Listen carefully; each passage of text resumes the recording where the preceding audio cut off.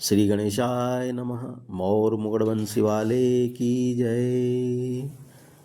सती का हिमाचल के यहाँ पार्वती नाम से जन्म लेना व उनका महादेव जी के साथ विवाह होना। मैत्रेय ऋषीश्वर ने कहा कि हे विदुर, जब हम सती की कथा जिस तरह दूसरा जन्म पार्वती का लेकर महादेव जी को मिली थी वर्णन करते हैं, सुनो। सती ने तनु छोड़ते समय महादेव जी के चरणों का ध्यान हृदय में रखकर ऐसा प्रण किया था कि अब फिर मेरा जन्म हो तो शिव जी की सेवा में रहकर एक क्षण उनका साथ न छोड़ूंगी। सो वह तन छोड़ने उपरांत हिमाचल पर्वत के यहाँ पार्वती नाम से जन्म लिया। जब वह सयानी हुई तब हिमाचल अपनी कन्या से पूछा कि तेरा विवाह किसके साथ करूं? पार्वती अपने पिछले जन्म का हाल जानती थी, इसलिए पार्वती हिमाचल से बोली कि मेरा विवाह महादेव जी के साथ कर दे। उसने कहा कि शिवजी सब देवतों के मालिक होकर मेरी कन्या किस तरह अंगीकार करेंगे? तब पार्वती ने उत्तर दिया कि सिवाय महादेव जी के दूसरे से मैं विवाह नहीं करूंगी। वह मुझे अंगीकार करे तो मेरे पति होवे, नहीं तो वन में जाकर तप करके यह तनु अपना फिर छोड़ दूंगी। ऐसा कह के पार्वती ने इस इच्छा से कि महादेव जी के साथ मेरा विवाह हो वन में जाकर तप करना आरंभ किया। सो एक दिन नारद जी ने पार्वती जी के प्रीति की परीक्षा लेने वास्ते वहाँ जाकर पूछा कि हे पर्वतराज की कन्या, तुम इस वन में किस इच्छा से तप करके इतना दुख उठाती हो?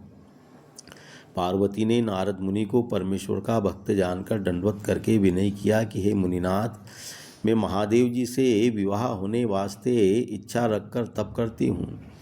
यह वचन सुनकर नारद जी बोले कि पार्वती, तुम बड़ी बोरही व मूर्ख हो।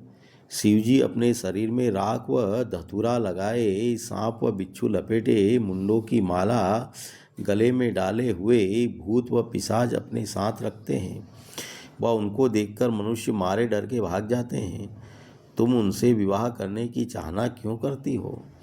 यह बात सुनकर पार्वती ने कहा कि वह कैसे ही अवगुणों से भरे हो, पर मेरा चित्त उन्हीं से प्रसन्न है। ऐसा सुनकर फिर नारद जी बोले कि हे पार्वती, इंद्र व गंधर्व व कुबेर व वरुण आदि अच्छे अच्छे देवता तुम किस वास्ते नहीं चाहती हो? यह वचन सुनते ही पार्वती ने हंसकर कहा कि हे मुनिनाथ, मन एक है, दो चार नहीं होते। सो एक चित्त मेरा शिवजी के चरणों में जा लगा, वहाँ से वह निकल नहीं सकता जो दूसरे की तरफ लगाऊं। मेरी इच्छा शिवजी पूर्ण करेंगे, दूसरे की चाहना मुझको नहीं है। यह बात सुनकर नारद जी बहुत प्रसन्न हुए। वह पार्वती को आशीर्वाद देकर बोले कि तुम्हें महादेव जी अवश्य मिलेंगे, तुम किसी के कहने व भुलावा देने में मत आना। जब नारद जी ने सच्ची प्रीति पार्वती की देखी तब उसी समय शिवजी के पास जाकर पार्वती को मनोरथ व प्रेम वर्णन किया। जब महादेव जी ने सुना कि सती हिमाचल पर्वत के घर जन्म लेकर मेरे साथ विवाह होने वास्ते तप करती है, तब उन्हें भी प्रीति उसकी 10 गुनी अधिक हुई। इसलिए महादेव ने हिमाचल के पास जाकर कहा कि तू अपनी कन्या का विवाह मेरे साथ कर दे। हिमाचल ने यह बात सुनते ही बड़ी प्रसन्नता से मान लिया। वह यह संदेशा पार्वती को जहाँ बैठी तप करती थी जाकर कहा। यह बात सुनते ही पार्वती जी बहुत प्रसन्न हुई। उसी समय हिमाचल ने पार्वती को वन से लाकर विधिपूर्वक शिवजी के साथ विवाह कर दिया। वह बहुत से रत्नादिक व वस्तु दहेज में देकर वर व कन्या को विदा किया। तब से पार्वती जी एक क्षण महादेव जी से अलग न होकर उनकी अर्धांगिनी बनी रहती है। उत्तानपाद के बेटे ध्रुव जी का तप करने वास्ते वन में निकल जाना। मैत्रेय जी बोले कि हे विदुर, राजा स्वयंभू मनु की 3 कन्याओं का हाल मैंने तुमसे वर्णन किया। अब उनके बेटों का समाचार कहता हूँ, सुनो। स्वयंभू मनु के 2 बेटे उत्तानपाद व प्रिव्रत उत्पन्न हुए। सो प्रिव्रत की संतान की कथा 5वें स्कंद में आवेगी। व उत्तानपाद के पुत्रों का हाल इस तरह पर है कि स्वयंभु मनु के तन त्याग करने उपरांत उत्तानपाद उनका बेटा राजा हुआ। कदाचित कोई इस बात का संदेह करे कि स्वयंभु मनु के राजगद्दी पर प्रियव्रत ने राज्य किया। उत्तानपाद किस तरह राजा हुआ, सो हाल उसका इस तरह पर है कि प्रियव्रत राजा स्वयंभु मनु की निज राजगद्दी पर बैठ उत्तानपाद उन्हीं के देश में दूसरे नगर का राजा हुआ और उसके 2 स्त्री सुनीति व सुरुचि नाम थी। सो राजा को दोनों स्त्री से संतान उत्पन्न होकर बड़ी रानी के बेटे का नाम ध्रुव व छोटी रानी के पुत्र का नाम उत्तम था। सो राजा छोटी रानी व उसके बेटे से बहुत प्रीति व बड़ी रानी व उसके पुत्र से कम प्रेम रखते थे। एक दिन राजा अपनी छोटी रानी समेत राज सिंहासन पर बैठे हुए उत्तम उसके बेटे को गोद में लिए प्यार करते थे। उसी समय ध्रुव बेटा बड़ी रानी का, जो 5 वर्ष का था, खेलता हुआ वहाँ पर पहुँचा। वह उसने चाहा कि हम भी राजा की गोद में जाकर उत्तम अपने भाई के बराबर बैठें। सो राजा ने ध्रुव की माता पर कम प्रीति रखने व छोटी रानी के डर से कि वह उस समय वहाँ बैठी थी, ध्रुव को अपने पास नहीं बैठाला। यह देखकर छोटी रानी ने ध्रुव से कहा कि तेने पिछले जन्म व तप व स्मरण नारायण जी का नहीं किया, इसलिए तू अभागी उत्पन्न हुआ। कदाचित तू पहले जन्म में तप करता तो मेरे पेट से जन्म लेकर राजा की गोद में बैठने योग्य होता। सो तुझे इस जन्म में राज सिंहासन पर बैठना बहुत कठिन है। अब तू भी जाके परमेश्वर का भजन व स्मरण कर।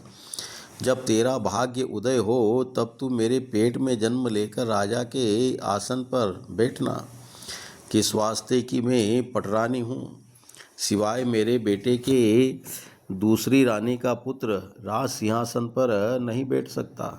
राजा उत्तानपाद ने भी यह बात रानी की सुनकर जब ध्रुव का कुछ आदर नहीं किया, तब ध्रुव को यह बात सौतेली माता की तीर के समान कलेजे में लगी। इसलिए ध्रुव वहाँ से रोता हुआ अपनी माता के पास आया। सुनीति उसकी माता ने उसे रोते देखकर अपनी गोद में उठा लिया। वह कहने लगी कि हे बेटा, तुझको किसने मारा जो तू इतना रुदन करता है। ध्रुव को अधिक रोने से ऐसी हिचकी लग गई थी कि थोड़ी देर तक उससे बोला नहीं गया।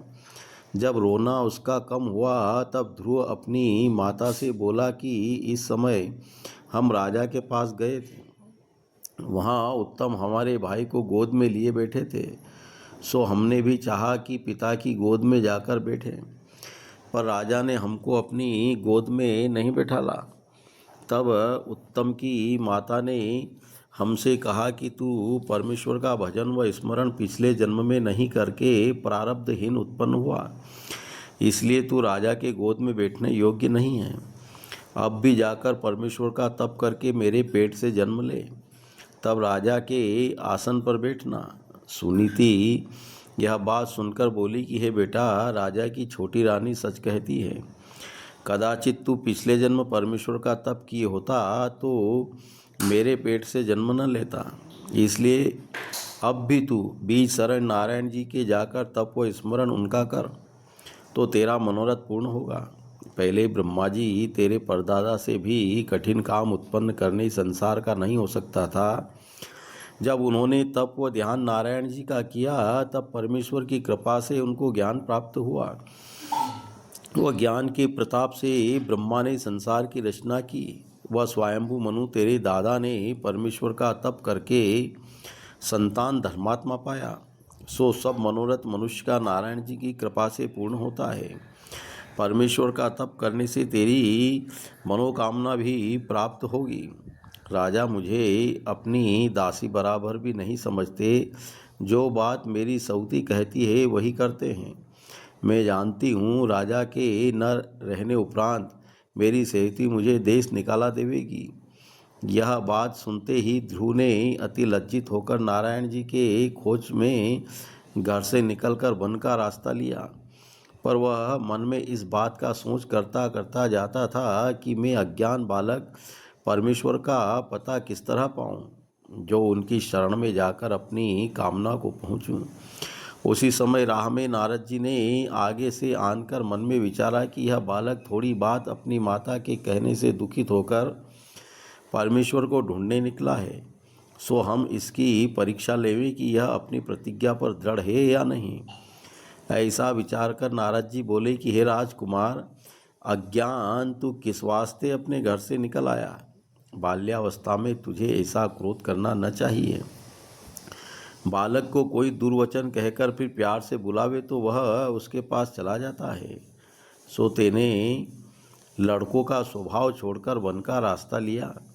ऐसी बात करना तुझे उचित नहीं है।